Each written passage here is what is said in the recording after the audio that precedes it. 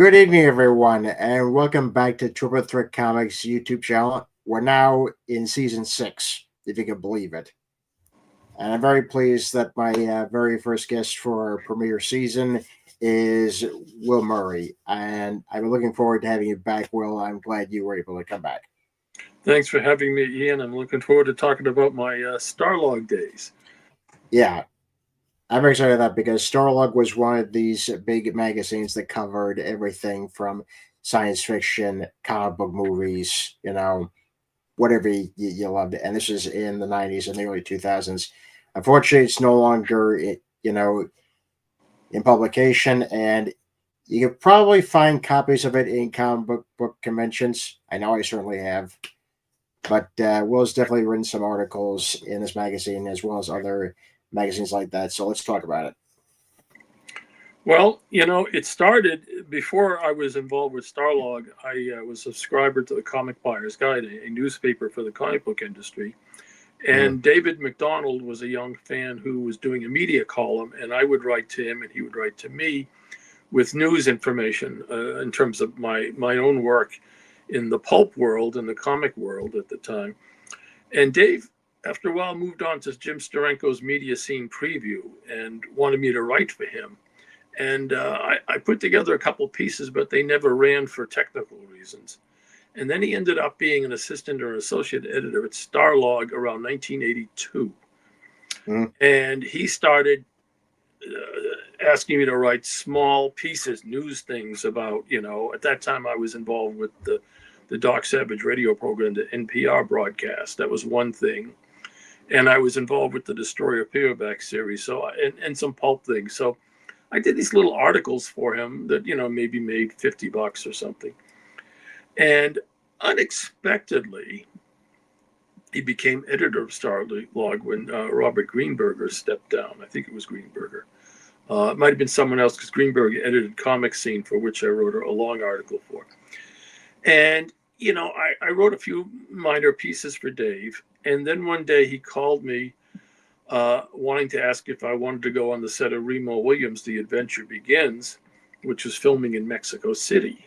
Now, a film junket is something I never imagined doing. I'd interviewed some pulp writers like Walter Gibson, creator of The Shadow, so I was a little hesitant. But he explained to me that to junket, all I needed to do was show up with my tape recorder, ask a few questions, and I wasn't carrying the load of it. And so after some soul searching, I said sure. At that time, I had just recently written a book, The Assassin's Handbook, which was a source book for the Destroyer paperback series, for which Remo Williams was based. And I'd written one novel that hadn't yet been published, I don't think. Maybe it had. So I had 2 Destroyer credentials, which is why he thought of me, because I knew the series, so I could ask questions that relate to the series. So I went down and I met Fred Ward and the director Guy Hamilton and Joel Gray as Chun, and wrote the articles, and they were perfectly fine, and they were published. And I kind of thought it would be a one-shot thing. But the following year, he said, I got an assignment for you. He said, there are 3 movies filming down in North Carolina. Trick or Treat, a horror movie, King Kong Lives, and Evil Dead 2. And he said, could you go down and cover them? At that point, Dave had somehow temporarily ended up as editor of Fangoria. I'd never read for Fangoria. In fact, I've hardly looked at STARLOG before I started writing for it. And I said, sure. So I flew down, and the Trick or Treat and King Kong Lives were filmed at the old Dino De Laurentiis Studios in Wilmington, North Carolina. One of the things I remember about that is they took us into one set where King Kong, a big giant King Kong, was lying on an operating table. So I actually got to sort of meet King Kong, although he was in a coma at the time I met him. And another point, they took us to a set that was being built, and they showed us Peter Parker's bedroom for a Spider-Man movie they never got around to making. This was the canon Spider-Man movie. I don't think they'd even cast a star, but they'd already they'd already built some sets, including Peter Parker's bedroom. Then after a few days at the DEG studios, They put us in a van. This was a junket. I wasn't alone. And they Mhm. they trucked us out to Wadesboro, North Carolina, where they were filming Evil Dead 2, which is now a classic in its Yeah. in its time, in its genre. And that would have been for Fangoria. And the thing I remember about that is when we got there, it was still light, and the headquarters for the production was in this old white Southern like mini mansion, and in the back they had some outdoor sets left over from The Color Purple, because that's where they filmed The Color Purple, the original Color Purple. And so as it was getting dusk, they put us into the van and trucked us to the cabin in the woods. And we were arriving as it was, we were losing the light, so we could see, but it was getting dimmer and dimmer. So we met the, Bruce Campbell and Sam Raimi and all those people, and did the interviews in front and around and inside the cabin. And it was a cool experience, because they had mocked up some trees with some demon faces in them, and the cabin was very, very, very small, amazingly small. It looks bigger in the movie because they built indoor sets in a gymnasium. So we spent several days, not just in the cabin, but in the indoor sets, and talking to the special effects people. And it was just a smorgasbord of experience. As my first Fangoria assignment. I didn't do too many, but that was a big one. Yeah. And I recently wrote about a memoir about this for Retro Fan, the Tomorrow's magazine I write a column for. I wrote about my experiences on the Evil Dead 2. And that was, once we did that, and I'd done well with it, it was not long. That same year, they put me on Return of Swamp Thing down in Savannah, Georgia, where I met Mike Uslan, who later became the Batman producer just a few years later. And that was cool. They lit up a building, to torch the building there. And of course, I met Dick Dorock, who was one of the most interesting guys I ever met on a movie set. He was more of a stuntman than an actor, but we sat in his hotel room and I taped him. And he just had such an interesting energy and an interesting life story. That was like, this is a really cool guy. So when I was writing the Destroyer paperback series, I modeled the guy I revealed to be Remo Williams' father, modeled him after Dick Dorock. Wow. And this brings me to an interesting point. By that point, soon after that point, I was writing the Destroyer 4 books a year. And so the travel that STARLOG provided put me in situations and places where I would get ideas for either Destroyer novels or scenes in Destroyer novels. And one of the big ones is I was on the set of Rambo 3, which was in the desert outside Yuma, Arizona. And they're all blowing up helicopters and helicopters are flying around and tanks and it's a military thing. And it was one of the great, experiences because it was a big, sprawling, brawling, outdoor kind of a thing. And I heard on the set, it might have been from Stallone himself, Sylvester Stallone, that in order to do this movie, they needed to import a bunch of AK-47s. But in order to do that legally, they needed to get permission from Congress. And it gave me the idea for a destroyer that was based on that concept. Only in the destroyer, it was a Japanese film company importing tanks and helicopters and stuff, ostensibly a film or movie. Earlier they were doing was they were about to launch a revenge strike against the U.S. for the bombing Hiroshima and Nagasaki. This is an older generation of film producers who are still carrying a grudge. So my experiences on that film, being out in the desert, and that led into this Destroyer novel, which was called Shooting Schedule. And it was one of my best destroyers, according to the readers.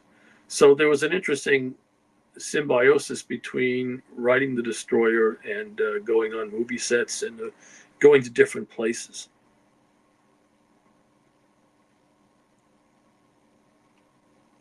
I'm completely stunned. I'm completely stunned. Just hearing all this information. Wow.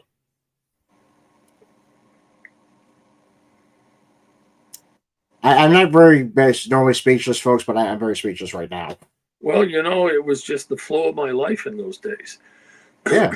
I don't cover films anymore. Starlog's dead, and I once Starlog went kaput, I didn't pursue doing it for other people. I had a very friendly editor, Dave Mm. McDonald, who was my editor the entirety of my Starlog career. That's very unusual. Editors don't sit in the chair for 25, 30 years. He did. Yeah. He did. Wow. And we're still in touch to this day. He's a good friend of mine. And of course, as I said, I knew him before Starlog. I used to love to go down to New York City and go to the Starlog offices and just hang out with him and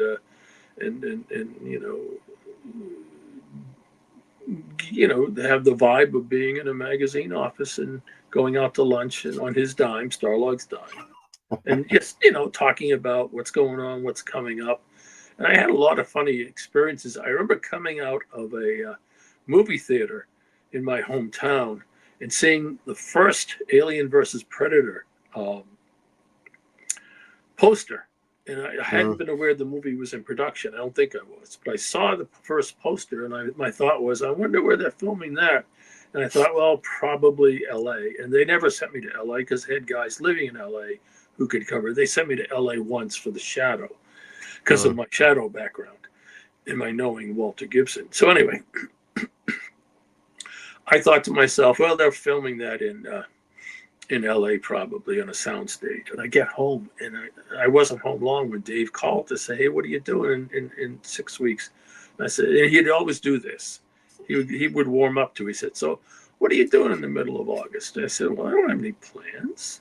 Well, what are you thinking about? He said, well, they're filming this movie in Prague, and it's science fiction, and it's this and it's that. We think this might be one you might be good to cover. I said, what's the movie? It's Alien versus Predator. Oh, I just saw the poster. And I'd have stuff like that happen, which was fun. Probably the best film I was ever on in terms of sets, in terms of it being a high budget movie, was the first Total Recall with Arnold Schwarzenegger. That was Mexico City. And they had so many sets. Usually when they build a set, they build it for the scenes and they strike the set and they build something else in its place because the production is fast moving. But they had so many sets, like the Martian, underground Martian city, not city, the boulevard. I was in that set. I saw the big drilling machine. I was there when they were filming some of the maze scene with the green columns and things like that. And it's funny. I was very good at interviewing people. I took a low-key approach, and often I would do research. So I would come at it from a different angle because I used to say, if you could teach a monkey to hold a tape recorder and ask questions, you could probably get a good monkey to do because you're always asking a lot of the same questions. How'd you get this part? Why did you take this part? What do you think of the director? What do you think of your co-star? Routine questions. But and people doing the interviews, the stars, the directors, they got to go through the motions, but they're not always interested in these questions because they're hearing them 50 or 60 times during the production and afterwards. Yeah. So I would look at ways of attacking things. When I met Stallone, I had read an article, I think by him or about him, about how he wrote the screenplay to Rocky and wouldn't sell it, even though he desperately needed the money, unless they let him star, which was very ballsy and would probably have led to a failure, of selling this. But he stuck to his guns, and it happened. And so I approached him writer to writer and said, I just read this article, and you wrote the screenplay, and and we got into this conversation of, nobody thinks of me as a writer. Part of it is my face. And he said, you look like a writer because you wear glasses. I said, well, you wear glasses in Nighthawks or whatever it was. He said, yeah, that was, and that kind of exchange opens people up, and they can tolerate the painfully boring nuts and bolts questions. And I was good at that. When they sat me down with Arnold Schwarzenegger, the guy said, he'll probably give you 5-10 minutes if you're lucky, 15. I sat with him for an hour. And the unit publicist came back to fetch me, and he's staring at me like, who the hell are you to hold his attention for an hour? But I asked him, I asked him about things that were not about the movie. What do your parents think of your career? You came to this country, and they're still over there in Austria. And, they could never imagine you could be this megastar. And he, that was an interesting question to him, because most journalists will ask gossipy questions or nuts and bolts questions. We never ask gossipy questions. We always ask basic questions, but sometimes we ask technical questions. So asking people questions that, they found interesting and change the dynamic from journalist to actor to just person to person, that worked real well. It wasn't so much preconceived or whatever. It's just that I would do my research. And if I did get an hour with someone or a half hour, I needed more than the nuts and bolts questions. You know? Didn't always go well. Once in a while, I talked to somebody who would just, give me one word, two answers. And some of that's my fault for not figuring out ways to get past that. But, generally you can engage someone in an interesting way. If you're person to person, as opposed to just, I'm just here for the quotes, quotes. And I saw some fantastic sets. I remember on the first, I was on both Alien and Predator movies. The first one, we're walking around the sound stages, and they take us through a door, and there's this giant pyramid, an alien pyramid. I said, wow, that's cool. And lots of cool stuff. And you're watching filming, which can be boring, but can also be interesting. On Rambo 3, they were blowing something up. They blew up a tank helicopter collision. That was cool to watch. In Return of Swamp Thing, they torched the mansion, or at least the facing of a mansion. I can't remember if it was real or just a mock-up. And all sorts of cool outdoor and indoor sets. It's a shame that these things are always destroyed, because they cost a lot of money, but there's no place to put them. I remember on Evil Dead 2, we went out to the back lot of the DEG studios, and they had things that had been discarded. One of them was a giant King Kong robot from the first De Laurentiis King Kong movie, the one with Jessica Lange. And it was scattered and rotting. It only worked once or twice in the movie, and it cost millions. And it was just lying in the field. And near it was the Green Goblin face from Maximum Overdrive that was mounted on the truck. And we were standing around. It was a junket, and sometimes I was a solo, but because I got good enough to be a solo. But this was a junket, and a bunch of us who were all in the same age group, growing up on Marvel Comics in the '60s, we knew who that green face was. And we were talking about Spider-Man and Steve Ditko and whatever.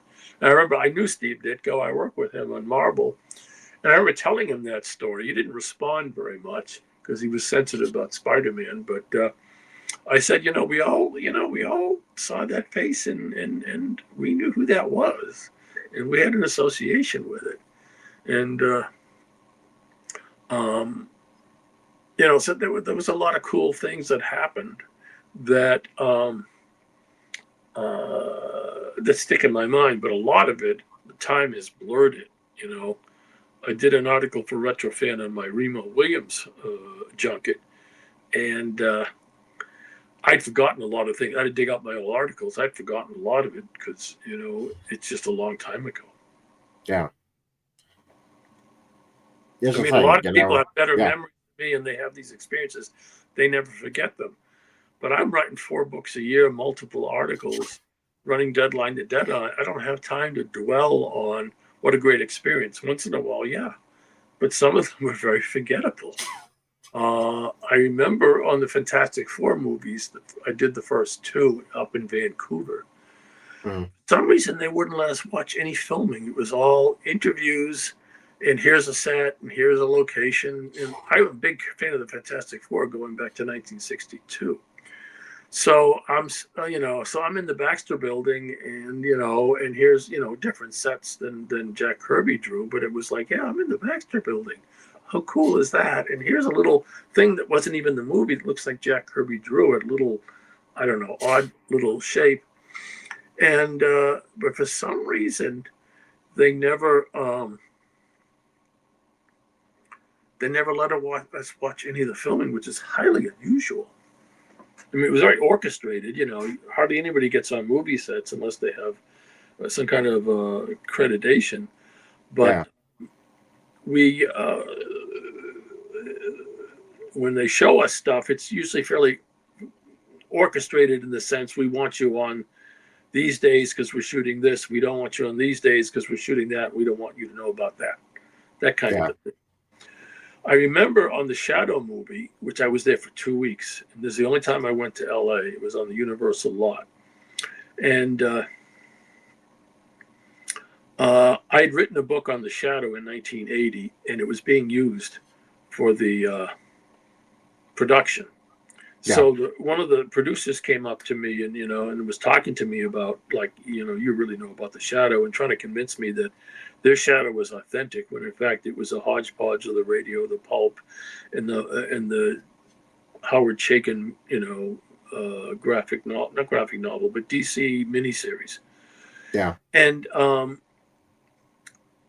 was asked a bunch of questions, and I told someone that the reason the Shadow had a red lining in the cape was because magazine covers in those days, pulp magazine covers, they really required some red or some yellow on the cover to catch the eye. So red was the most vivid color they could put on a pulp magazine, and so they gave the Shadow a red lining on its cloak. And I'm a day or so later, I'm walking through one of the sets, and somebody, I forget who, probably just a working guy, said, "Hey, did you hear? The reason he's got a red lining is because it sold magazines." And I said, "Boy, I knew that."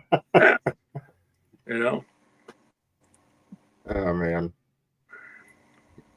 Yeah, it's funny. I managed to find one page of that article, and it's obviously the one where it has your name on it. On the Shadow with the dual pistols. And you've already described, what it's like being outside the soundstage with the Mongol warriors. Yep.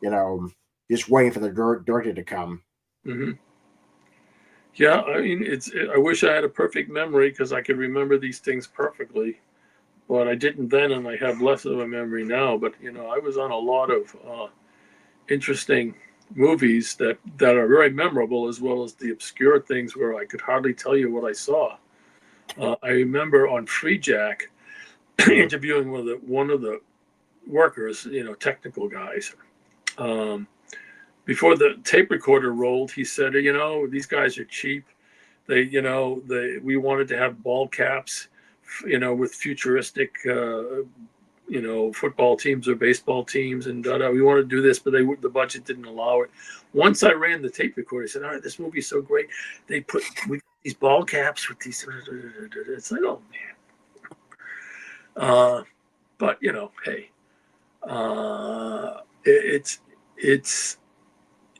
it was a very interesting kind of work to fall into, and I used to joke I would often get Boots movies, and a Boots movie is when they say, "Bring your boots," which usually meant it was outdoors, maybe in a marsh or a swamp, or climbing somewhere, or in a desert.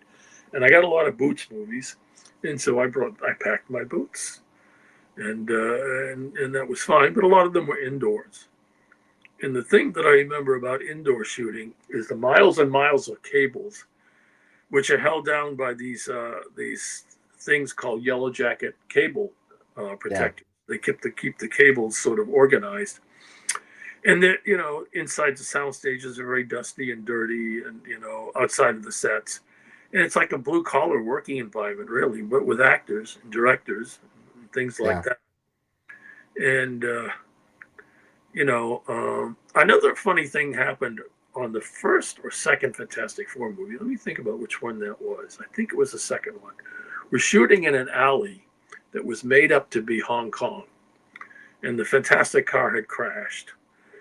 And we're waiting for the scene to be set up and I'm with the junket, okay? Mm-hmm. But you're never anonymous. There's always a list of, these are the journalists who come. So someone comes up to me and says, someone would like to speak to you. I'm thinking, well, what could that be about? You know, I didn't know that anybody cared that I was on this set. So I talked to a guy, I forget what he did, but he said, my brother's a big fan of Doc Savage and you used to write Doc Savage for Vanta books. Are you ever going to bring Doc Savage back? And it said, as a matter of fact, you know, I'm working on it, but I don't know when it'll happen. And I thought, that's really weird. They recognize not only my name, but my, you know, my associations, my career. Another funny thing happened. You know, I didn't cover for Batman Forever in terms of going on the set, but they were having a junket for foreign journalists, and U.S. journalists were not allowed. And my editor found a way to get me on this junket, okay? And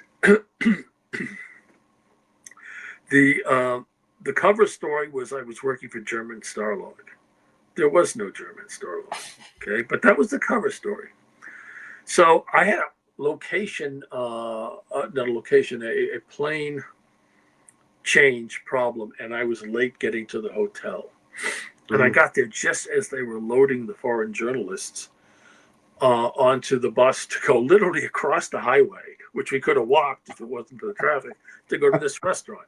So I come in, you know, practically out of breath because, you know, I'm about to miss the dinner junket, the dinner part of the junket, the briefing. Yeah. And I'm milling about, and there's two women who were the publicists, and they were checking people off. And I introduced myself to one of them, and I said, I'm Will Murray from German STARLOG. And she says, well, I don't have your name on the list. And I'm starting to panic. The other one says, oh, I know who that is. Sure, you know, he's on my list. So one knew and one didn't know. So as soon as I said German STARLOG, some guy next to me in a German accent says, oh, hello, my name is Gunter. And I'm thinking, oh, shit, there goes my cover. It's like, what do I do now? And Gunter was very interested in German STARLOG because it was a market for him, potentially.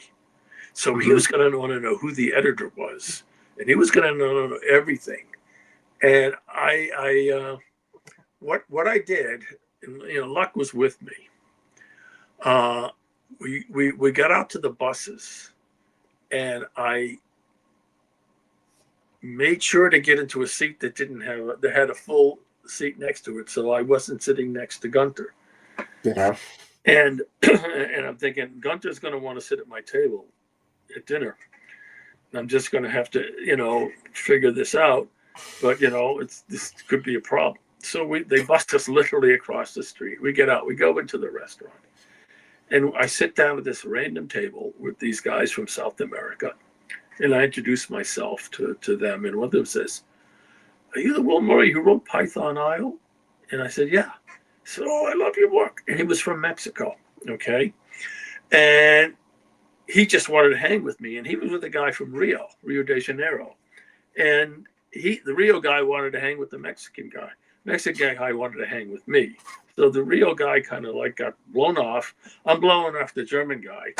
And I did end up having a brief conversation. He asked me who the editor was, and I gave him a name out of the Flash Gordon TV series that was filmed in Germany, Gunther Frick. And just got out of that, made sure that I just didn't encounter him.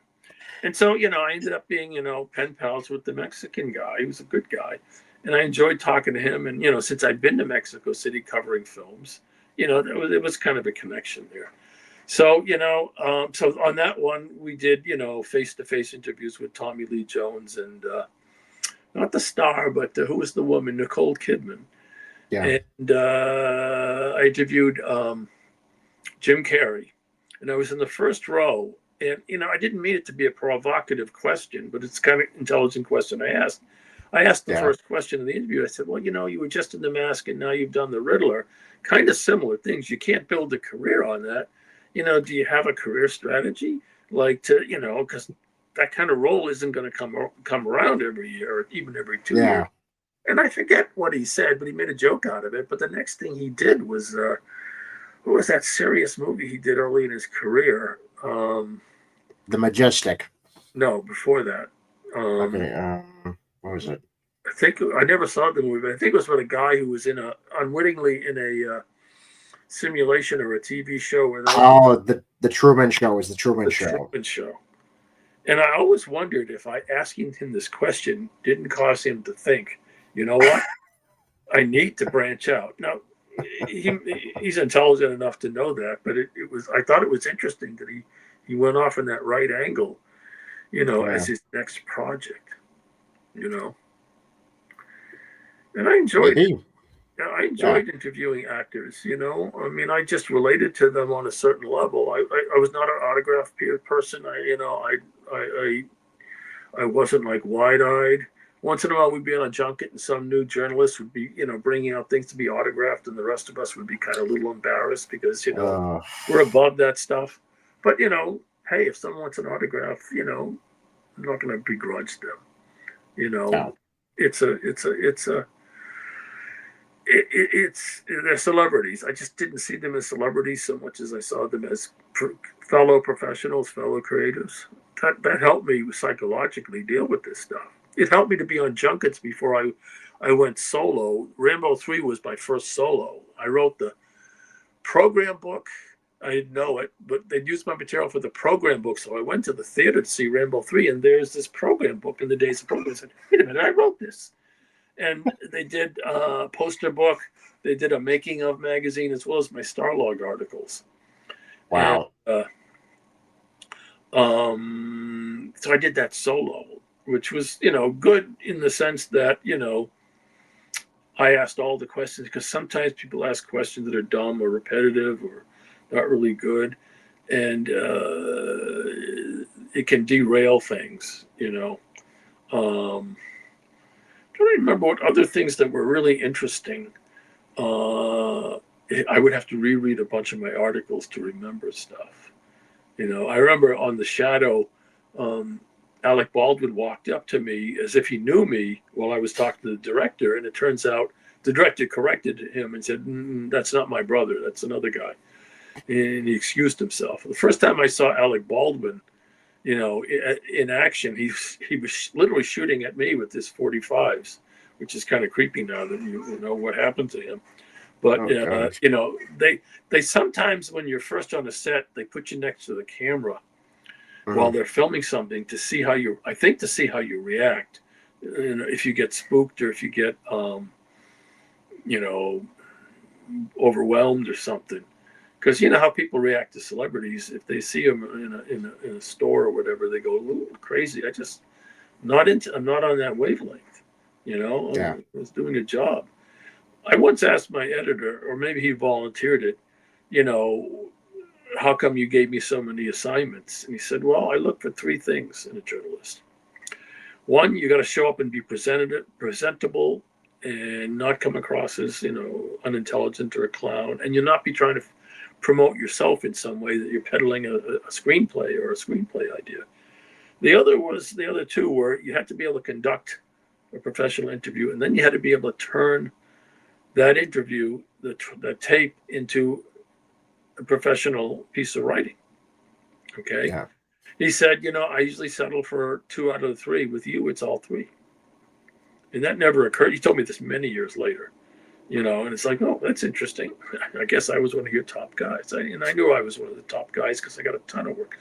I must have written hundreds of articles for him between Fangoria, Starlog, Comic Scene in its many incarnations, as well as special magazines like The Shadow magazine. But I also wrote for some of the Star Trek magazines that they did that were licensed. But what I didn't do interviews for them. What I did is I would condense the screenplays into these little mini stories, which were very, very restricted. We couldn't use too much dialogue, and a lot of the time we would get the script before or while it was being filmed, and it would be different when it was filmed.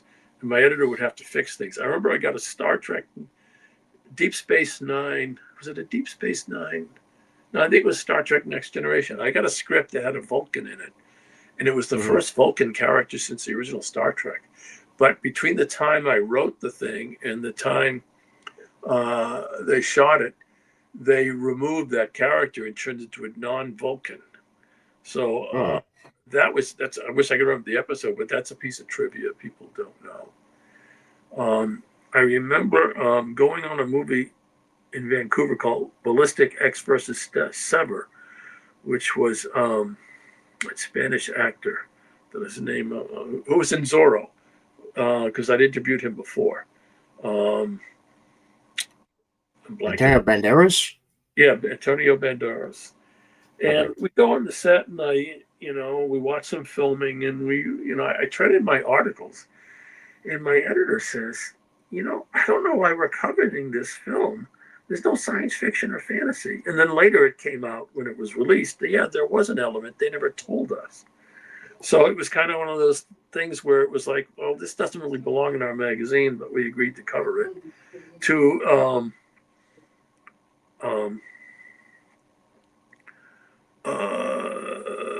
Yeah, okay, it fits, but our readers don't know how it fits because it's not in any of our articles because nobody told us it had this science fiction element driving the plot. I interviewed Banderas twice, Marco Zorro and X versus Sever. I interviewed Stallone twice. No, once. I interviewed Arnold Schwarzenegger twice. The second time was funny. His last movie before he went into politics was an obscure one that was kind of a remake or a retread of Total Recall called The Sixth Day. Yes. You remember that movie? I do.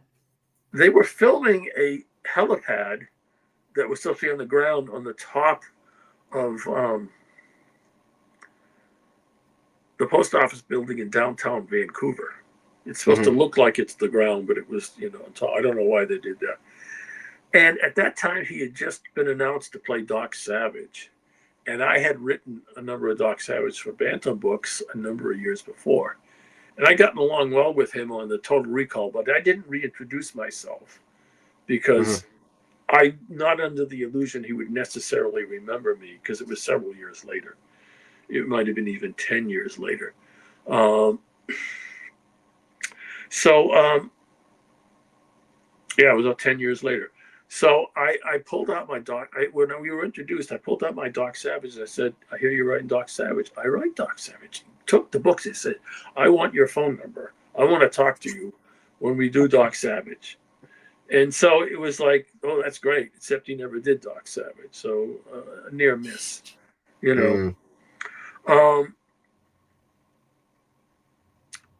I had the last article in the last print issue of STARLOG. I'd done an interview with Murphy Anderson, the comic book artist. And just by happenstance, it was the last article in the last print issue. The next issue, which would have been 350, would have had a cover Wolverine. They mocked up the issue, and the new publisher pulled the plug, which I'm really unhappy about. I had interviewed, why am I blanking? The guy who plays Wolverine. Hugh Jackman. Hugh Jackman. I'd interviewed on the first X-Men, the third X-Men, and on two other occasions, including for the Wolverine movie. So I interviewed him more than anybody else. And the funny story he told me the first time is when he was originally the second choice for Wolverine. They had a different actor, okay? And the other actor had to bow out unexpectedly. So he jumped into a plane and jumped into the role, and he didn't know who Wolverine is. So on his first day of being Wolverine, he starts howling like a wolf. And the director says, "What are you doing?" He says, "I'm howling like Wolverine." He said, "Wolverine isn't a wolf. Wolverine is a completely different villain, animal." And anyway, I interviewed him for Wolverine, and it was the cover story of what was going to be the next issue that was never published, although they published the articles online. And what was funny about the Murphy Anderson article, it was the last printed article in STARLOG, is when I first got into this whole thing of comics and movies and stuff, the first time I bought a bunch of comics, one of them was The Strange Adventures with a Murphy Anderson cover. And I later became friendly with Murphy Anderson at conventions, so we were friends. So I thought it was really strange or interesting that I wrote this article that was in the last STARLOG that goes right back to the first day I ever bought a bunch of comics. Wow. it's like a full circle situation right It's there. a full circle, yeah. It's funny. During that first X-Men production, and Jackman had talked about this a while when he was doing the Wolverine. Mm-hmm. He and the cast members would actually just pass around X-Men comics, which is kind of like contraband because no one was allowed to read the comics while on the set. So he reads it, but he picks out the one in Japan, specifically the Frank Miller one. Mm-hmm. And he's like, it's amazing. Years later, now I'm making a movie that's based in part on that story. Mm-hmm. Mm-hmm. He was, I rarely made a personal connection with the interview subject because of the nature of the business. And for any project, they probably talk to 50 to 100 journalists. Yeah. And sometimes we're in group settings, so there's no individuality. But only rarely did I meet someone that impressed me, as a personality. And like I said, the guy who played Swamp Thing, Dick Durock, was one of the rare ones. But I did like meeting some people, and generally they were polite and forthcoming. And, Alec Baldwin, I interviewed him by phone because he wasn't that available on the set. And I remember asking him a question like, you're playing the Shadow. Your wife was in a Batman. Is this kind of a career strategy for you? And he took offense at that question. He said, I don't think STARLOG should be asking me a question like that. So I just changed the subject. A rare instance of hitting a nerve that, you wouldn't think was a nerve. I don't know what it was about the question that bothered him, but he has a reputation of having a hair trigger. So, temper. So it was like, that was one of the things that, wasn't too cool, but I remember it, but, where I don't remember the rest of the interview, but, they usually give you I remember I had one afternoon, I was supposed to cover by phone the Avengers movie, the one with Uma Thurman and Ralph, whatever his name is, Fiennes. Yeah, Ralph Fiennes. Fiennes, yeah, okay, that's how you pronounce it. Yeah. And these things are very orchestrated. They tell you someone will call you on such and such a day and connect you with the person you're interviewing. So it's very structured. Well, one Sunday or Saturday afternoon, I order some Chinese food and I'm waiting for it to be delivered. Phone rings and it's the director of the Avengers movie wanting to do the interview. And it's like, I don't have my tape recorder set up. I don't have questions. And like a dummy, I said, well, I've got food coming in. Can we just do this a little later? And he said, sure. Hung up. I never heard from him again. And that was a very amateur production from the standpoint of, the director just doesn't call you directly. This is set. There's a protocol. I remember being told, I'd be to expect Nick Cage to call at a certain hour. So I set up my tape recorder, and the appointed hour came, and my phone starts ringing, and the caller ID says Green Lantern. So I knew that had to be Nick Cage because he was a comics fan. So I did an interview with him that went well. I think it was for the Ghost Rider movie, and I remember saying to him, and he responded to the question positively. I said, you're gonna think this is funny, but your career kind of reminds me of Humphrey Bogart's career. He didn't always play the good guy or the bad guy. He was kind of like, there was a lot of variety to his roles, and so he stretched. And he thought that was an interesting observation, which it was, But it's harder, like connecting with someone in a way that they will appreciate the person interviewing them. That they, actually a thinking person and not a talking chimp with a tape recorder. I remember packing for, I think it was the first Alien versus Predator in Prague, in the Czech Republic.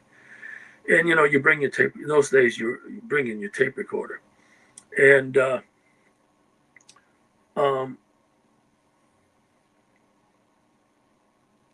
I would just typically bring a 4-pack or a 6-pack of tapes. Yes.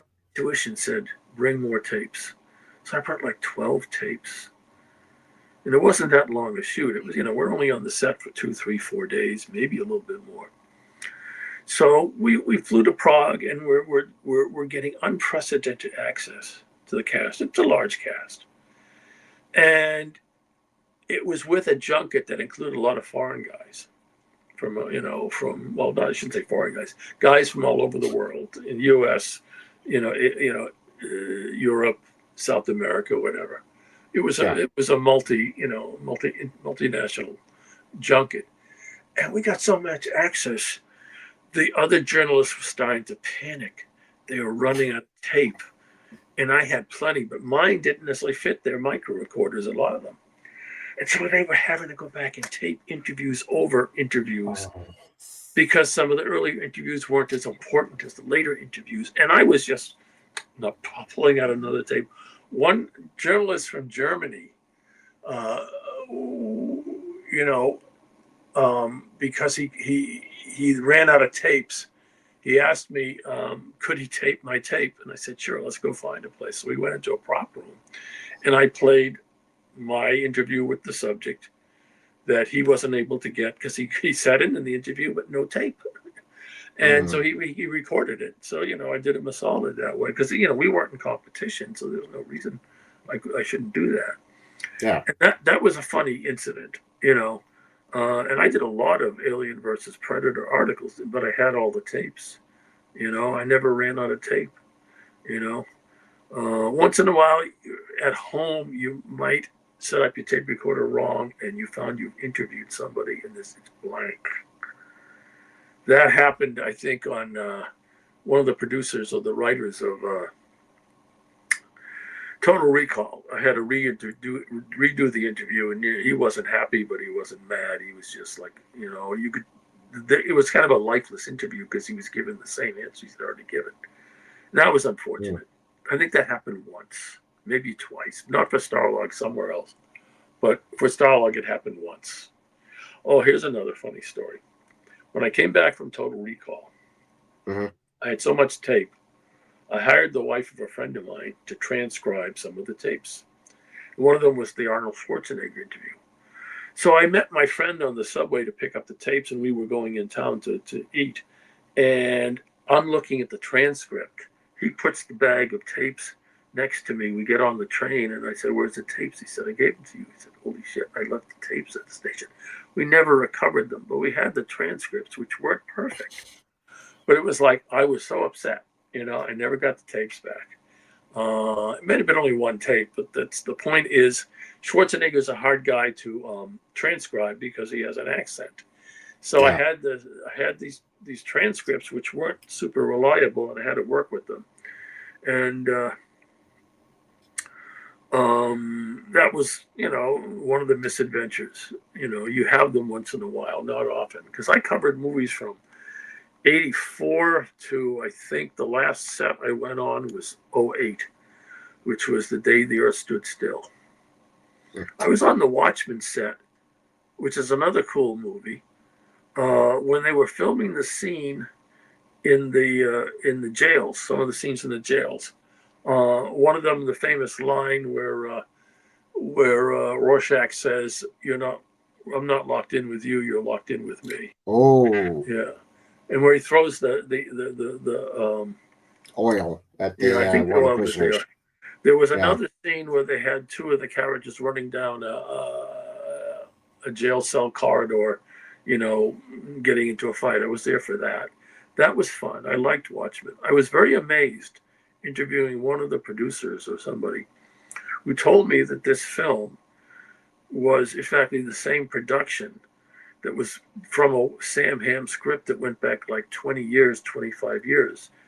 And they kept renewing the options and kept changing the script. And I thought this was an entirely new production.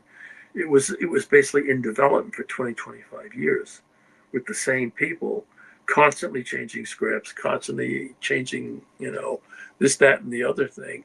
I said, that's amazing. But, that's one of the interesting things about STARLOG is you get these behind the scenes stuff that you don't necessarily get the depth in internet journalism. So STARLOG and even Fangoria is kind of a high historical time capsule on what was going on in movies, TV, and related media at the time they were being published. Yeah. We talked about this a bit before we started the show, where we were both like magazines like STARLOG and other magazines like that. Obviously, were reflections of the time, but also time capsules in itself because you don't see that type of magazines like that anymore. Obviously, because it's obsolete, everything's online. But yeah, they truly are time capsules, and if you were lucky enough to still own these magazines, hold on to them because again, this is history right here. Yeah. One of the things that these magazines did is they were read by a younger generation of future filmmakers. And we did a lot of technical articles, particularly in Fangoria, but also in STARLOG, about special effects, how things are done, how makeup is done. And this inspired, subsequent generations of filmmakers. Like, I want to do that. I want to be part of that. And, the online articles are more fluffy and they don't get into the technical details. Maybe there's some specialty ones for makeup or special effects, but it seems like that interest in that is not an online interest, which is sad because, that's an important part. I interviewed a lot of technical people and they were very interesting in how they went about their work and how they made compromises and how they accomplish things. And I was lucky to fall into this because it was free travel, sometimes top hotels around the world. I mean, when I first started, the first movie was Mexico City. Then it was sort of the deep south for a while, Mexico City again. Then Toronto, Montreal, Toronto. And then, somewhere around the year 2000, they sent me to Vancouver, which is on the other side of the continent. And because of this, that was a 6-day with Schwarzenegger. I'd interviewed Schwarzenegger, so I did it well. So it was the thing I needed to do again. Yeah. So for no reason I could think, I became one of their Vancouver correspondents. And so I was going to Vancouver once or twice a year for probably 8 years. And I remember the last time it got to be so routine. The last day the night of before the last day I was to fly home, I said, well, here I am again. I'll probably be back in 6 months or 9 months. And of course, I never did because STARLOG folded, sometime later. But, 9 trips to Vancouver. I love that city. It's a great walkable city. And, I really enjoyed the travel. When we were on Remo Williams, and this is way back in the beginning, they didn't do this after a while. For the junket, they carved out a day and we went to the pyramids at Teotihuacan. So we got to climb the Pyramid of the Sun and the Pyramid of the Moon and see the ruins there, which, I don't remember ever going on a movie set after that where they went out of their way to say, we're going to give you a tourist day. So that was, and I always been interested in Mayan and art Aztec stuff. So it was cool to be able to do that, very cool. So, I got to see a lot of the country. I remember when STARLOG was switching over to internet only for a while, which was only several months.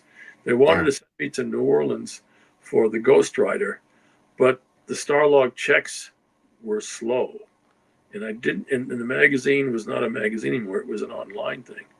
And for the first time, the second time I turned something down.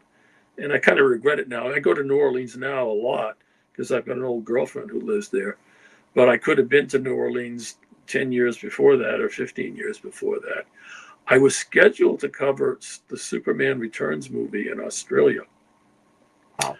In fact, I should tell this story. I had like 2 or 3 Australian things fall out from underneath me. Superman Returns, I was all set to go. I was only a few days to go when we had a kitchen fire.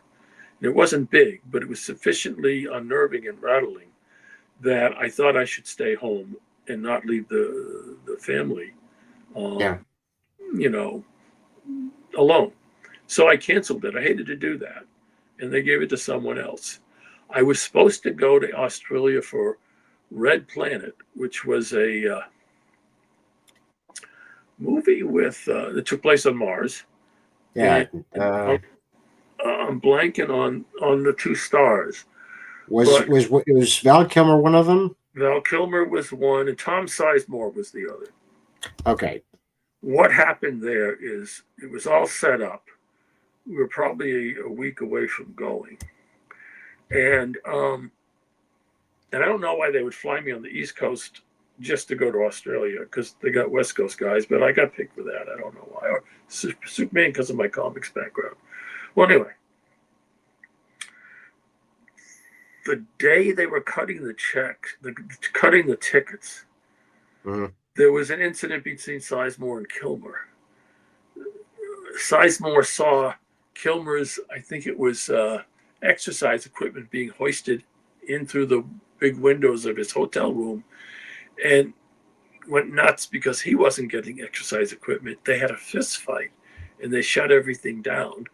And there went that junket for now and forever. Oh. They were going to fly me to Australia and New Zealand for the Wolverine movie, the first one. And when STARLOG started to get waffly, it kind of got pushed aside for a while, and then it got reactivated as another Vancouver trip, and then it got canceled, and I don't know why. I don't remember why. I remember they talked to me. This is kind of crazy, because sometimes they will talk to you well in advance. They were talking to me about going to Germany for a Sergeant Rock movie that Arnold Schwarzenegger was going to be Sergeant Rock. And they'd gotten so far into production, they were actually talking about who's going to cover this. That never happened. And there were other things like that, that they didn't happen for some reason or another. I remember Dave McDonald calling me and said, I have two movies shooting at the same time in Vancouver. Do you want iRobot or this other thing? I think it was Paycheck. Might have been X versus Sever. And I picked the other one for no reason I can remember, and it was a dog. iRobot was a better movie, and I probably would have gotten more articles. In fact, for X versus Sever, which I told you about, I think I did one article. I flew all the way to Vancouver for one article. I mean, that wasn't that much money. It was a free trip and all that stuff. They feed you. The hotel was, I got very used to their hotels there. But, you want to come back with 5 or 6 articles to make it worth all that time. I remember a funny thing that happened. I'm not going to remember it perfectly. I was supposed to interview the 3 producers for one of the original Spider-Man movies. It might have been the second one. I don't remember. And the deadline was Friday at 5 to get everything in before that, because it's going to press. The magazine was going to press at 5 o'clock on Friday. And on Monday, they're trying to set up the interviews, and nothing happens. The writer's saying, this isn't going to happen. You're not going to get all 3. And on Wednesday, there's a surprise call. One of the producers calls, and I do the interview. So I got 1/3 of the interview, and I told him, "Hey, I got 1/3. I might still be able to make it." He said, "No, you're not going to make it. You're not going to make it. We'll put it in the next issue." I said, "Well, let's just see what happens." The second one came in the next day, and I don't remember if the third one came in the Friday or not. But what I did is I started writing the article with the first producer, so I had a heads up, and I got the article in on Friday. And they made the issue, because they edit very fast and they can design very fast when a gun is to their heads. And it was like, see what I just did? I told you I could do it. It was just a matter. See, I learned after a long time a STARLOG article is basically a beginning and an ending with some middle. And when I say some middle, if you're sitting down with someone and let's say it's a profile of an actor, you don't know how much time they're going to give you. So, and the STARLOG articles tend to be a certain length, but they could be a little shorter. They usually were never long. So I would say if I can get a good opening or a good opening quote or a good opening supported by a quote and a good ending, preferably supported by the quote, the rest is just middle. In the middle is whatever I got and whatever I can fit in, whatever that makes it work. So I would try to write the opening and the ending because you have to apportion your quotes in terms of sometimes when you're interviewing someone, you got to save quotes for the onset article, save quotes for the personal profile, and maybe save quotes for a technical article. And you didn't want to duplicate too much, especially if they're in the same issue. So the trick is always to figure out, where the quotes go and what I use the quotes for, which articles. And so some of the quotes got a little duplicated because the actor might repeat himself. So you take that quote and you use them separately. Sometimes they'll give you a long answer. Well, take that answer, cut it in two. That's two quotes. So you learn all these tricks about how to make the deadline, make it interesting, and make it work. One of the fluffs I made by accident is we were on the set of X-Men 3 in Vancouver, and they gave us a surprise side trip to a movie filming nearby called Pathfinder, who starred, and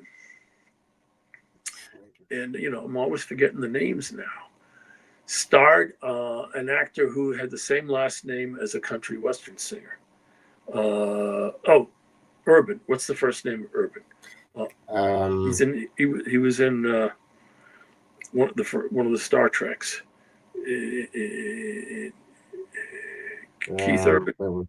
Oh, yeah, Carl Urban. Carl Urban. Okay. Carl Urban. Okay. They brought us onto the set. Normally, you'd get a handout with the names, properly spelled names of everybody you're interviewing. They didn't give us one because this was a surprise side trip. So I taped everything and wrote up my articles, and I had, because they didn't give us the guidance and I didn't do any research that I can remember, I called Carl Urban Keith Urban. Keith Urban was a singer. It got into print because at that time nobody knew who Carl Urban was. He didn't have enough credits to have much of a thing, so it got into print as Keith Urban. Now the movie bombed. It didn't matter, but it was embarrassing. It was embarrassing. But in a high production thing like this, you're going to make mistakes. It just happens. I remember literally coming back from Alien versus Predator in Prague, and I was supposed to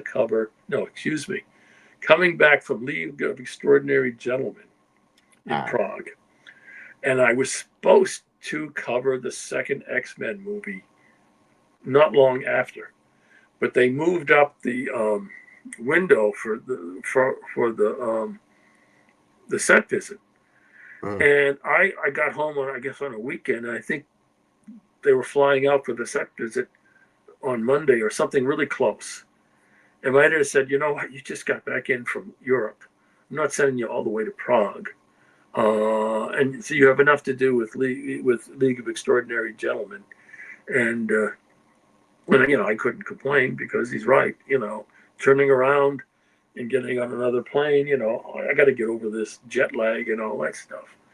Yeah. And so I missed out on X-Men 2.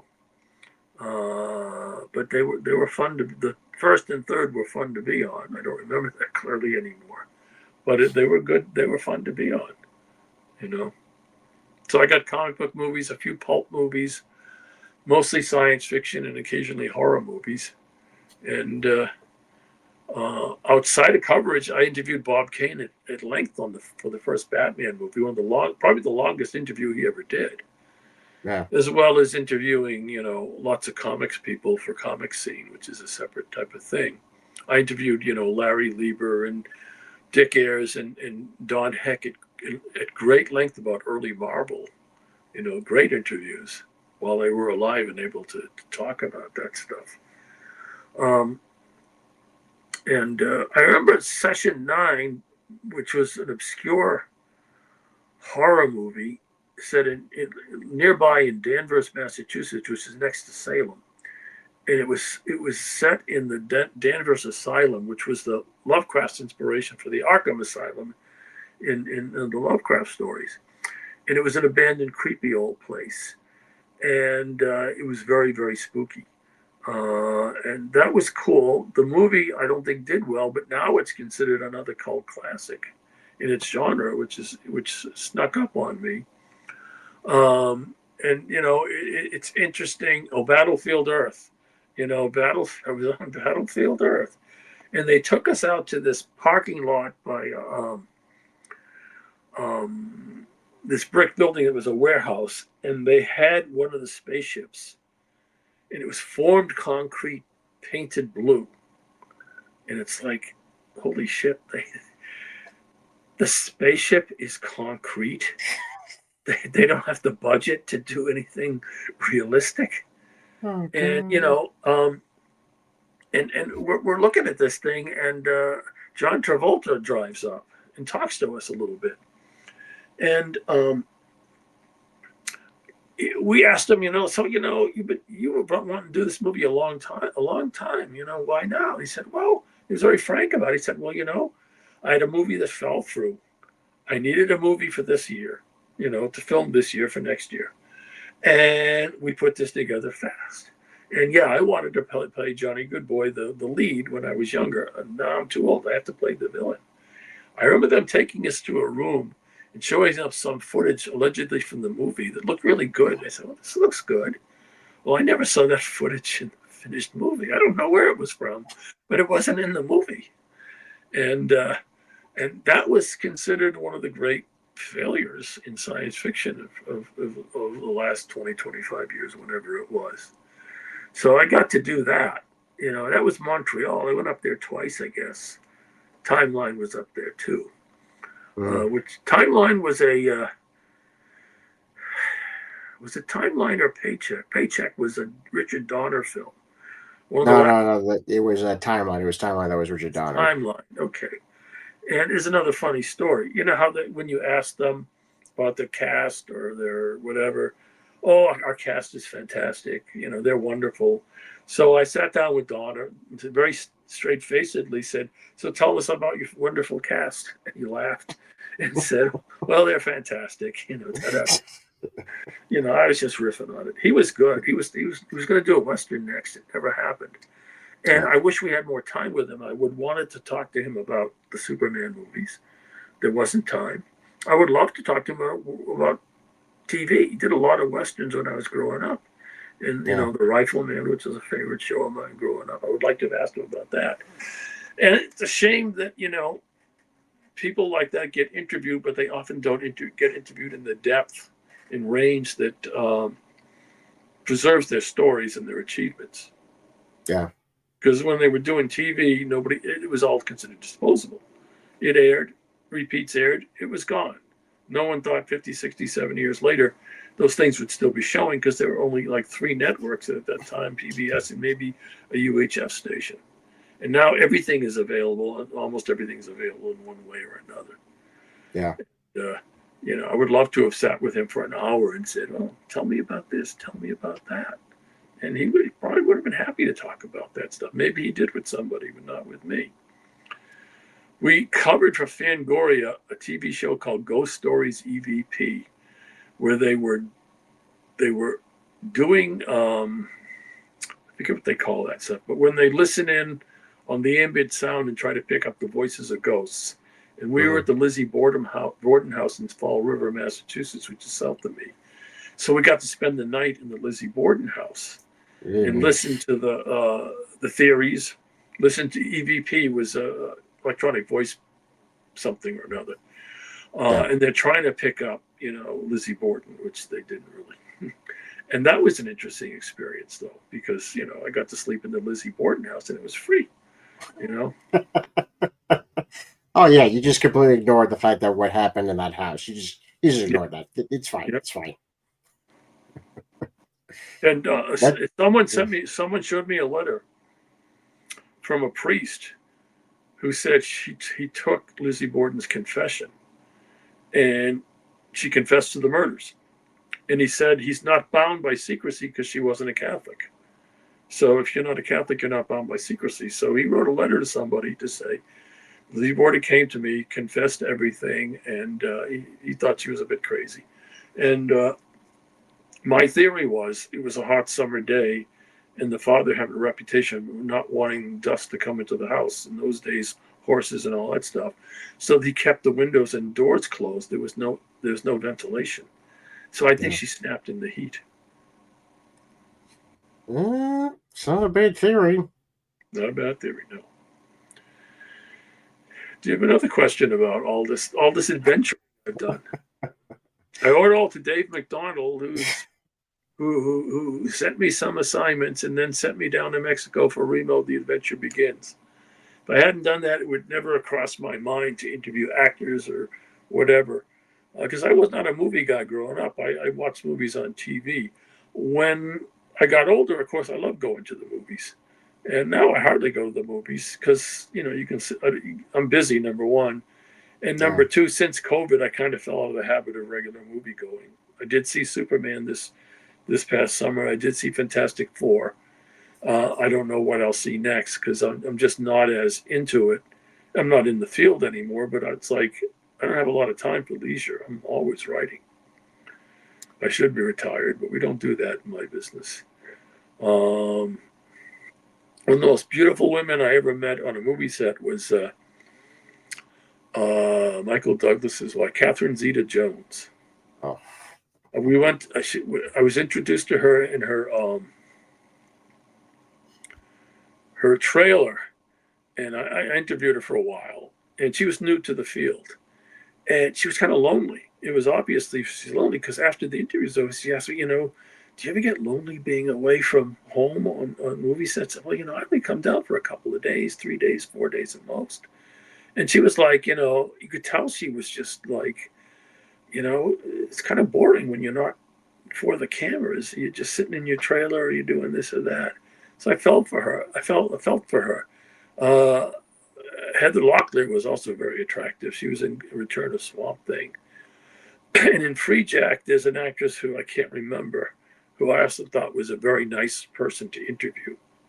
Renee Russo, I think. Renee Russo, yeah. Yeah. She was very nice to sit down. I went to her apartment and we sat down and we talked a while. And just, sometimes you just make a nice connection that's just, person to person. And that was one.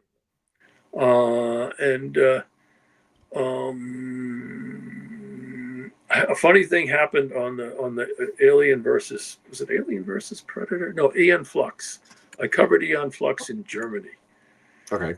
And that was this is two interesting stories. They were filming it at one point in the same soundstage where they'd filmed Metropolis back in the silent era. Because they would get a tour and they said, this was a silent film studio. When the Nazis came in, it became a political studio. When the Soviets came in, it became another kind of political studio. It wasn't until the Berlin Wall fell that it went back into being a purely commercial studio. We're standing in this I think it was empty, this soundstage with, catwalks above, tall thing. He said, this is where they filmed Metropolis. And it's like, wow, that's amazing. The building is still standing. You can actually stand where the robot stood, more or less. And I remember at this point, people were doing what's the word for it? People were using handheld digital recorders. Yeah. Which I never trusted because I was so used to tape. And if a tape broke or something when you were replaying it, you could splice it and salvage it. Whereas when you're using a digital recorder, you don't know that it's picking up. You have to trust it, And if the thing ever got scrambled, you've got no return, no salvageability. So she walks over. What's her name? Did I just say it? Charlize Theron. Charlize Theron. Yeah. She had black hair in that thing. She walks over just to say hi, and of course, everybody whips out their recorder in case she says something quotable. So we're all whipping out a recorder, and I had this small little handheld. Yeah. And she's seeing all these little devices, and she's seeing my big device. And she says, "Oh my, you have a large one." And one of the other journalists says, "Yeah, he hears that a lot." And I said, "Yeah, as a matter of fact, I do." And she turned red and ran away. So we didn't get any quotes. Got them later. Yeah, I would think that. I would think that. Another thing like that happened, which I could have killed the guy. I was paired with a Vancouver journalist. And they do a thing on these sets where sometimes they'll introduce you to the actor. Just say hi, no promises of an interview. And if the actor feels comfortable, they might consent to one at the moment or consent to one later when they confer with the unit publicist and say, "I'll talk to those guys. They're okay." So we're in some stage, and we're introduced to Uma Thurman. And it's just a handshake thing. Yeah. And the minute she walks up, this journalist from a local paper whips out his thing, and I whip out mine because once he does it, I do it too. I'm not going to miss anything. Yeah. And he asks some stupid question about, do you think, what's it like to film in Vancouver? Or would you ever come back to Vancouver?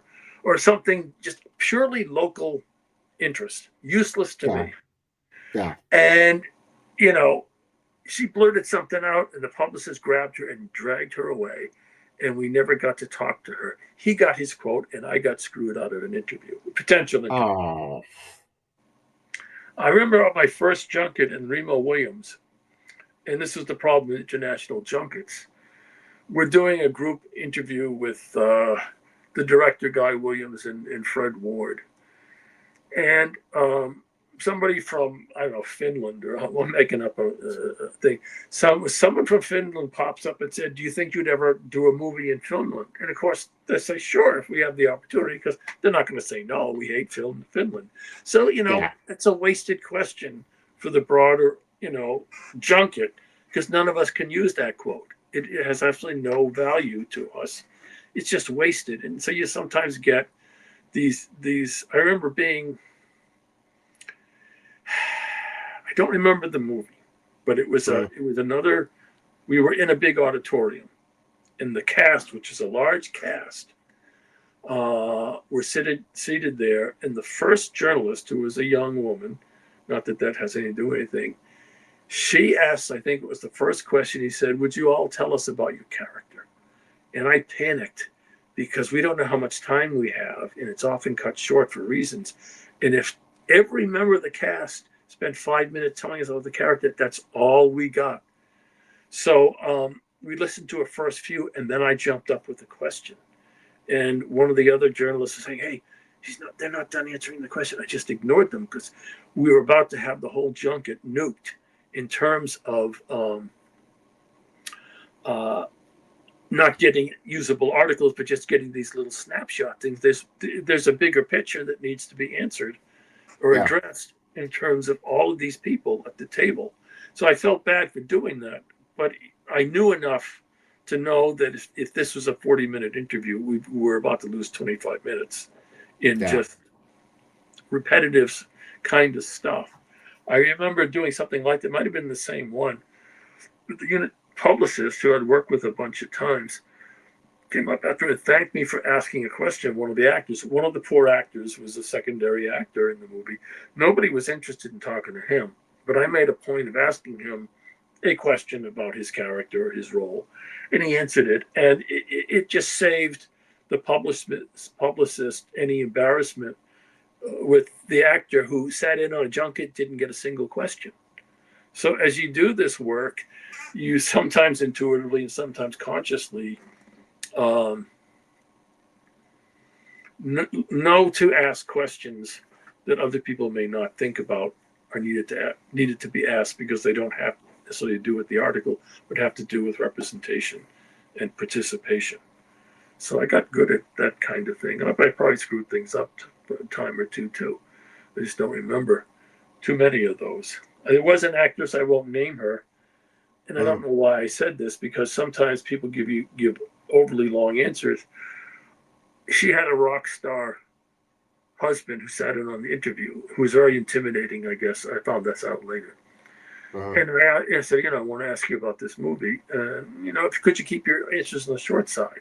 I meant a couple of sentences, 3 sentences, because I'd had a bad experience with someone who just go on, and it's, you have to really work with the quote to get anything coherent from it. Yeah. And she'd give 1 or 2 or 3 word answers. And it was like, I didn't have the presence of mind to, wait a minute, I didn't mean that to be short, and ended up with a useless interview, or almost useless interview, because I had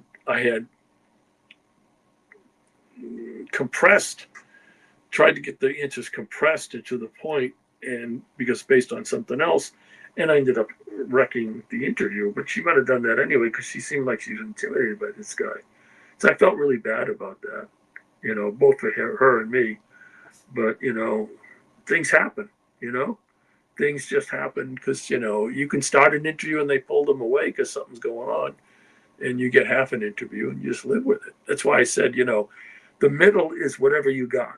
When you're right, if you get an opening, you get a closing. The rest is just fill in whatever you can fill in. Just keep it interesting, keep it continuous. I got to a point where I started writing articles that were dotted with quotes.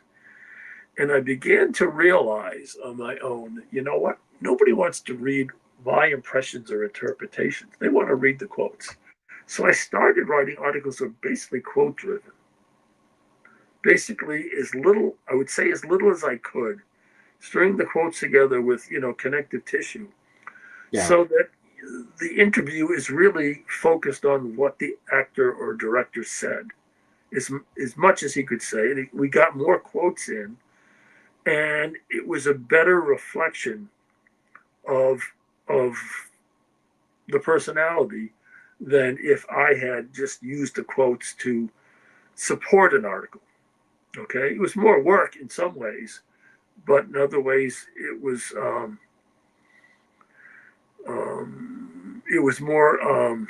more vivid, and the personality came more alive because they were doing more and more talking. More of the talking was coming through, and so I started doing it that way after a while, and I think that was the best way to do it. STARLOG didn't like Q&A things. Sometimes we would do them, but they didn't really like that. They didn't think that was really the STARLOG style. But once in a while, you'd have to do it. I wrote in tie-in magazines for them. I wrote the Shadow tie-in magazine. And I think I wrote the entire Total Recall magazine. And I contributed to other tie-in magazines. Wow. And so, so sometimes I would come back with a lot of tape, but also I have to use this stuff in multiple places. And then when you have quotes in STARLOG, you can use them again in the tie-in magazine. It's not considered a problem. Yeah. But it was very interesting to work for that group of magazines and work under Dave, because when we got into superhero movies, he'd want coverage in STARLOG and Comic Scene. And when we did something like Alien versus Predator, it would be, even though Dave was an editor at that point, it would be, well, this magazine has to be covered by Fangoria. So sometimes they would send a separate person to cover it for Fangoria, which is kind of duplicating things. But Fangoria's editor, Tony Timpone, who I wrote for occasionally, had his own crew of writers. So I only rarely got an assignment for him, which is fine because I got plenty from Dave. But I'd like writing for Fangoria, I never read the magazine before I got my first assignment. My first assignment was Evil Dead 2. I mean, that fans would kill to have been in those shoes, but to me it was like, okay, I'm doing all this stuff. Let me rent the tape of Evil Dead 1 and see what that's about. So I was like a minor part of these great and not so great movies. Lucky to have the opportunity, lucky to know Dave. And lucky to, get all that travel without the hassle and expense. It's true. You got to see pretty amazing things. Some not so amazing. But a lot of it, from what you told me and we told us, has influenced your own writing for other stories, like the Destroyer books. Yeah. We talked about that a while back. Yeah. I'm sure it inspired some of your Doc Savage stories as well as certain things. Yeah, a little, not as much, because the Doc Savages aren't quite. The world of Doc Savage is many years ago, so I can't. It doesn't translate as much. But there may have been some things that didn't. I just don't. I just remember using it a lot on the Destroyer, because I was writing 4 a year for almost 10 years. So that's 40 books. So I needed all the experiences and the touchstones I can. So if I went to North Carolina, and I spent time on a beach there, maybe that beach should be useful in a story, or maybe this building would be useful in a story. It's like whatever I could, because the Destroyer novels tended to hop around the world and the country. So they were ideal because they usually weren't in one city or one place. Yeah. So I could, like when I went to London, I went to London in the hopes of being on the first Batman movie. I was attending the World Horror Convention there. And it was timed so that I was there for 2 weeks, and they were trying to get me on the set, but they weren't sure they could. And so by being there for those 2 weeks, put my editor in a position of saying he's already in London. It won't cost you anything to let him on the set. He can interview people. Well, I finally got a call from the unit publicist or whomever, said, sorry, we just can't accommodate you. But I was already there, so I did my convention and I saw London. But I was almost on the set of the first Batman. Yeah. That would have been cool. Yeah. That would have been cool. So that one I regret. And there's a few I've regretted. I was on vacation in Florida, and I had this like intuition to email my editor for no reason, just to stay in touch, and I didn't.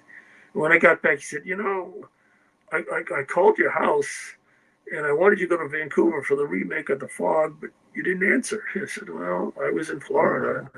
I almost reached out to you. I was in Vancouver for, I think, one of the X-Men movies. Might not have been something else. And I saw they were filming The Core there. And I tried to get a hold of my editor and say, maybe I did. I said, they're filming The Core. I'm already here. Can you get me on the set? One of the funniest things that happened, I never solved the mystery. I was somewhere on a movie set. I don't know where.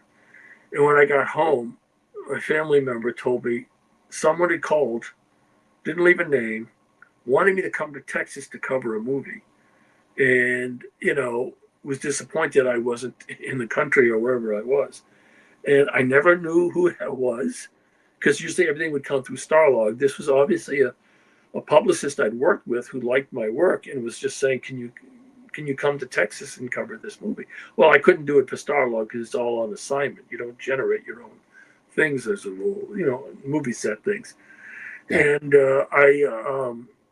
I don't know what that was, but I'll bet it was fun if I could only have made that work, and I did a lot of phone interviews for movies I didn't cover, and that was, a little bit different, but, I always took them. They were always worth doing. I think I turned down one. They wanted me to interview Tanya Roberts for the Sheena movie, and I just wasn't in the mood to talk to an actress, because some actresses are really not that good at interviews. They're kind of boring. Yeah. Because they're more careful of what they say, and they're more career conscious. And for some reason, I just wasn't out. I said, give it to someone else. It's the only time I ever turned something down quite like that, I think, except the Superman movie Returns I had to walk away from. And, I'm sorry I never got to go to Australia. It almost happened 3 times, but I guess it wasn't meant to be. But if they all happened, that would have been 3 times in Australia. And I think there was a movie in New Zealand they wanted me to cover, The Surrogates or something, but I don't remember what that's about. And I remember one early movie I was on. I don't remember the name of the actress, but I interviewed her in a trailer, and she'd just given birth to a baby, and she was nursing the baby during the interview, and I thought that was a little disconcerting. But, nursing mothers are not as modest as non-nursing mothers. So I just did the interview and, and I was on a movie called Second Sight, which was actually filmed in my home state. So they stuck me in a crowd during a crowd pass scene. So I'm somewhere in that movie in the crowd. I don't remember how well I'm visible because it's a crowd scene. So that was the only time I covered something close to where I live, although Session 9 is, north of Boston. I'm south of Boston, so that's technically in Massachusetts. And so I went all sorts of places and had a good time in most experiences. I liked the Marco Zorro, which they filmed it. They filmed it south of Mexico City, and they filmed it. They built this quarry, or they turned this quarry into something. I forget which. It's a great outdoor set, and that was fun to interview. You had to go up this rickety elevator that's like just a wooden series of planks, no walls, a construction elevator. You had to go up that to get up there. And I found, that cast and crew were fun to do. And I'm a pulp guy, so Marco Zorro is pulp, just like the Shadow is. And it was quite a good set of experiences. I did it for quite a long time. There were dry periods, and then there were times that I was doing a lot, because that's just the nature of things. STARLOG had a good crew of writers, and everybody had specialties, and and people were always jetting around going to something or another. And I had a great one. One of the great editors I've ever worked with was Dave McDonald. He stayed in the same seat for 25 plus years, and it was very lucrative in the sense of the number of assignments, but also he was a workhorse. He is a workhorse. He's still editing stuff. He edits my books, my novels. I sent him my novels for editing. And him, I would never have done any of this stuff, but that's true for a lot of other writers who worked under him. We're all lucky he didn't quit and get a better paying job with Time or Newsweek or something. Yeah. But he's a media guy. He's a pulp guy. He's a comics guy. He's a fan like the rest of us. And, we had a great magazine going for a very long time. STARLOG started in the 70s, mid 70s, late 70s. I came in at 82, excuse me. And I was there until 08, 09, whenever it really folded, It's crazy just how the passage of time, it really is. It's scary to think I was doing this 40 years ago. It is scary. But you lived it, and you clearly loved it. You clearly loved doing it. And, yeah. It's fantastic. There was something that happened, I'll mention in passing. I write the pulp character, the Spider, based on a 1930s pulp hero. He's from the same generation as the Shadow and the Spirit. And I just read and I licensed it. I originally licensed from a guy who passed away, and the rights went into the hands of Don Murphy, the Hollywood producer, who did the Transformers films. And he's great to work with. He leaves me alone. I leave him alone. I send him the stuff to approve. He approves it. Off we go. And I happened to see online the other day that Nick Cage is playing Spider Noir. Only they've announced he's going to be called the Spider. And he's set in the 30s. And I emailed Don and I said, "Do you know about this?" He said, "No, I got to deal with this." And it's like, whoa, this is a problem because, the Spider is a property that's under license, and I'm licensing it. And I'm not sure how legal this would be because I'm not sure where the trademarks are and where the copyrights are and whatever. But, I saw something the day later, which was yesterday, saying he's called the Spider. He puts him in the same vein as the Spider, the Shadow and the Spirit. I'm thinking, you mean the Shadow, the Spirit, and the original Spider. I don't know what will get sorted out on that, if anything, but it's like, well, this is unwelcome, Well, because again, you're mistaking that name for someone else, where it's actually supposed to be this character. Mm-hmm. Yeah, I heard about the production that been happening for quite a while, but I was always just on the assumption that it was called Spider-Man Noir. It's Spider Noir. There was a previous, I guess, animated version. He was called Spider Noir, but for this Yeah, project, they've decided to call him the Spider, and that's potentially problematic. yeah. They didn't do the research. Yeah, or something else is going on that we can only guess at. I don't know. Hmm. Yeah.